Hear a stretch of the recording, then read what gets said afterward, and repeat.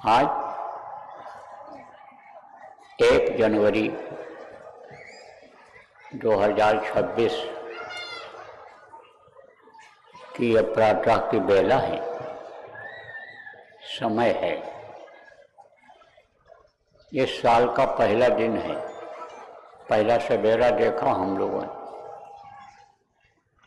यह उस मालिक की दया कृपा से हुआ, नहीं तो सोने के बाद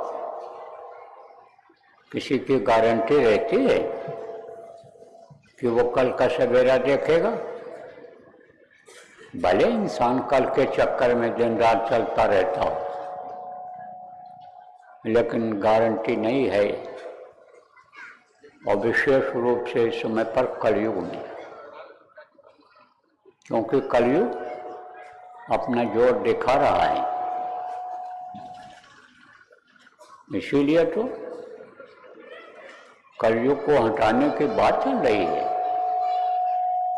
यह धीरे धीरे धीरे अपने प्रेमियों को, लोगों को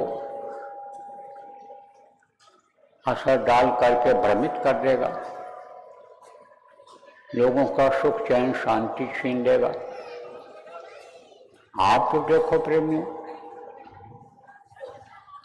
कड़ी ठंडी में और अथक परिश्रम करके ये व्यवस्था बनाए हो। कौन हुआ आपको नहीं पता है। आप सतयुग लाने के सिपाही हो, कलयुग को हटाने वालों में से हो।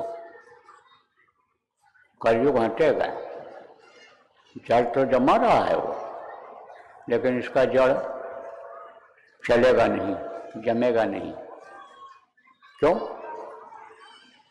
क्योंकि कलयुग गया था सतयुग में कुछ समय के लिए, राजी करने के लिए, बुलावे पर गया था। तो अब सतयुग का बीच में आने का समय हो रहा है। इसीलिए लोगों को सतयुगी बनाया जा रहा है, लोगों को समझाया जा रहा है, बताया जा रहा है कि भाई, जब दो राजा लड़ाई लड़ते हैं तो कौन उसमें पिसता है, नुकसान किसका होता है?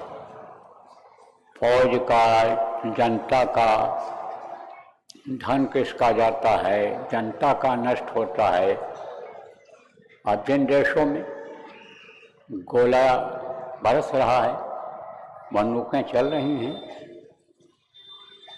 आदमी मर रहे हैं, शहर के शहर खत्म होते जा रहे हैं, तो धन और जन की हानि होती है। जब टक्कर होता है, लड़ाई होती है तब। इसीलिए तो लड़ाई बचाई जा रही है, प्रार्थना किया जा रहा है कि भाई लड़ाई से कोई काम बनने वाला नहीं है, सहूलियत से काम करना है, आपस में मिल बैठ करके तय करना है, अहंकार को खत्म कर देना है, सत्ता के लिए लड़ो मत, जनता का दिल जीत करके और फिर सत्ता को अपनाओ। तो प्रेमियों, संघर्ष होगा। कलयुग जाना नहीं चाहेगा और सतयुग आना चाहेगा, तो दोनों में लड़ाई होगी। तो उसमें बहुत लोग पिसेंगे। मारेगा थप्पड़ कलयुग, कलयुगी लोगों को। कैसा थप्पड़ मारते हैं ये, कैसा थप्पड़ लगता है? जैसे राम ने मारा रावण को, 1 लाख पूत 1.25 लाख नाती, और ता रावण घर दिया न बाटी, एक भी नहीं बचा। जैसे कृष्ण ने लगाया थप्पड़, 11 छोड़ी सेना 18 दिन के अंदर खत्म हो गई। ऐसे थप्पड़ कुदरत का लगता है, लपड़ ऐसे लगता है। किसको कब कहाँ लग जाए कुछ नहीं कहा जा सकता है। इसीलिए तो होशियारी के लिए कहा जाता है कि हमेशा होशियार रहो, हमेशा सजग रहो, ऐसे लोगों का साथ मत करो कि जिनका विनाश होना है, जिनको मरना है, जिनका धन संपत्ति बर्बाद होना है। ऐसे दुष्टों का साथ मत करो, जो मार करके लाए, कूट करके लाए, लूट करके लाए, उनका तो ऐसे ही चला जाएगा, इसी तरह से जाएगा। वो उसको भोग पाएंगे? नहीं भोग सकते हैं। कुदरत का ये नियम है, विधान है। और अगर ऐसा न होता तो मेहनत और ईमानदारी की बात कहीं क्यों जाती। तो एक कहावत है प्रेमियों कि गेहूं के साथ घुन भी पिस जाते हैं। आगे का समय विनाशकारी है। शुरुआत अब हो जाएगी, इसी 2026 में ही हो जाएगी। तो उसमें क्या होगा? कुछ अच्छे लोगों का भी नाश हो जाएगा, विनाश हो जाएगा, वो भी अकाल मृत्यु में चले जाएंगे।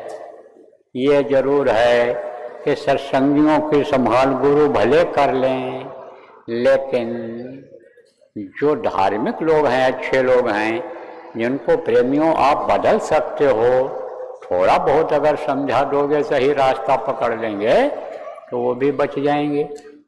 इसीलिए तो प्रचार प्रसार वाली बात कही जाती है, समझाने बताने वाली बात कही जाती है कि भाई सतयुग लाने के लिए, सतयुग देखने के लिए सतयुग योग्य बना दो लोगों को, क्योंकि सतयुग में कोई भी मांसाहारी नहीं होगा, कोई भी शराबी नहीं होगा, किसी जीव की हत्या कोई नहीं करेगा, किसी को कोई सताए मारेगा नहीं, सब धार्मिक होंगे। कौन से धर्म को अपनाएंगे? मानव धर्म, दया धर्म, धर्म सबका हुई। मानव धर्म किसको कहते हैं? इंसान इंसान से मोहब्बत करे, इंसान इंसान से प्यार करे, क्योंकि रूह जो है, जीवात्मा जो है, सबके अंदर उसी मालिक की ही है, उसी की जीवात्मा है। इसी को ईश्वर अंश जीव अविनाशी जिसको कहा गया, वो सबके अंदर में है। तो अगर उसको मानते हो, किसको मानते हो? भगवान को मानते हो, खुदा को मानते हो, गॉड को मानते हो, तो उसकी अंश जीवात्मा जिसमें है, उससे क्यों घृणा करते हो?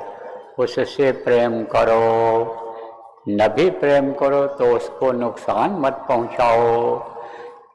अगर नहीं आप दे सकते हो किसी को, तो जो उसके पास है उसको मत छीनो। नहीं अगर आप खिला सकते हो तो खाता है तो वो खाने दो, कमाता है तो कमाने दो। आप अगर नहीं प्रभावित कर पाते हो उसको, असला धर्म मानव धर्म नहीं सिखा पाते हो, सत्य अहिंसा परोपकार सेवा रूपी धर्म को नहीं समझा पाते हो, नहीं अपनाने के लिए आप समझा पाते हो, तो जिस धर्म का पालन करता है उसी को करने दो। अरे कुछ तो करता है, जो मजहबी होगा हर मजहब की कदर करेगा, और जो अहंकार में होगा, धन के अहंकार में, बल के अहंकार में, जाति के अहंकार में, समाज के अहंकार में, वो विरोध करेगा। लेकिन अहंकार किसी का चला है? आज तक किसी का अहंकार नहीं चला। रावण देखो कितनी अहंकारी बात करता था, कंस देखो कितनी अहंकारी बात करता था। उठा करके इतिहास देख लो, अहंकार में ही डूबा रहता था। लेकिन अहंकार जब किसी का नहीं चला, तो अब उस समय जब नहीं चला तो अब भी नहीं चलेगा। तो प्रेमियों,